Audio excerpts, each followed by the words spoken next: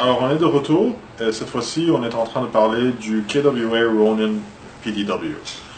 Encore une fois, on va commencer de devant à derrière, mais parlons en premier des bases du Ronin.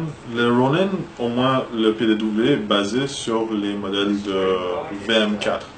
Les VM4 de KWA sont des modèles qui sont ajustables en termes de FPS, c'est-à-dire que on peut aller de 350 environ jusqu'à 410 FPS. Donc, selon l'organisation ou le terrain où vous jouez, vous êtes capable d'avoir le bon FPS pour l'environnement nécessaire.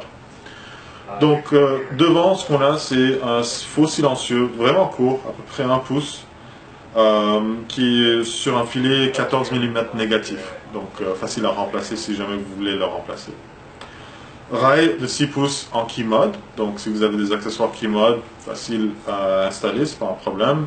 KWA aussi vous donne quelques rails supplémentaires juste pour vous accommoder si jamais vous avez des accessoires traditionnels.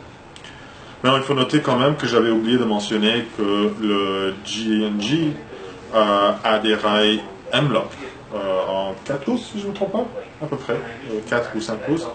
Et donc, il vous faudra des accessoires M-Lock pour la compatibilité, ainsi que des rails segment en M-Lock. Bon, continuons avec le KWA.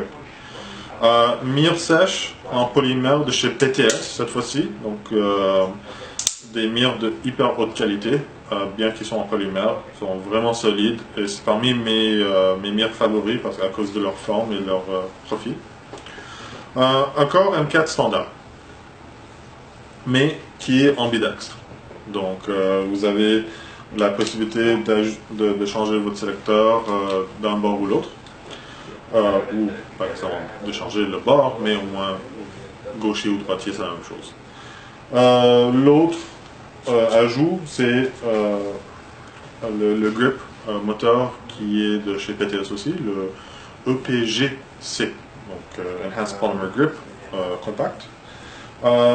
Et à l'intérieur, avec le moteur High Torque, il y a ce qu'on appelle un Switch Life Extender. Le Switch Life Extender, c'est une petite diode qui a été ajoutée au moteur, ou au branchement du moteur, pour en faire en sorte qu'il y a le moins possible d'arcage. Donc, c'est un gun qui est fait pour des 11.1 grâce au Switch Life Extender. Donc, il n'y a pas de MOSFET vraiment, il y a juste une situation où une pièce fait en sorte que l'arcage dans les filets où le filetage du moteur seront atténués, ainsi que dans la gâchette elle-même. Une gâchette qui est traditionnelle, mais qui est très sensible, c'est-à-dire que capable de faire des double tap, triple tap relativement facilement avec un gun qui techniquement est basé sur un système traditionnel.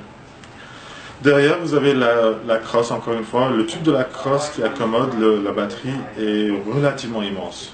J'étais capable de faire rentrer 2 batteries côté à côté, désolé, des 11.1 1100 mAh. Même chose qui était dans le GNG. Mais j'ai pu mettre 2, donc un en storage, disons, et puis l'autre en utilisation. Et puis la crosse, comme les autres crosses, désolé, en termes de grandeur, c'est entre les deux. C'est entre le BFC et le GNG. Toujours confortable, mais étrangement, j'ai dû réaliser que la prise en main et le pointage étaient beaucoup plus confortables avec le KWA, au moins pour moi. Il y a une possibilité que pour d'autres, les autres modèles seront plus intéressants. Donc on va passer au tir juste maintenant. C'est plus tard.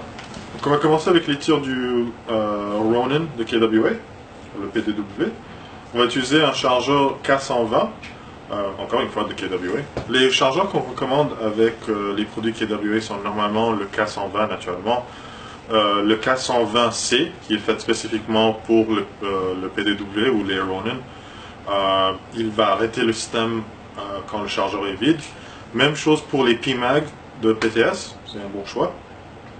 Et le EPM de chez PTS sera aussi un bon choix comme chargeur pour les KWA. Naturellement, il y a d'autres chargeurs qui peuvent être compatibles, mais pour le moment, ça c'est nos recommandations au moins.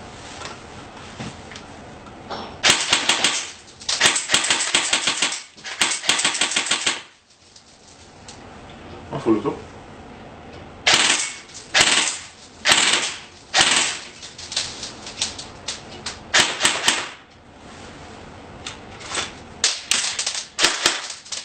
C'était le Ronin PAW, le KW, ouais.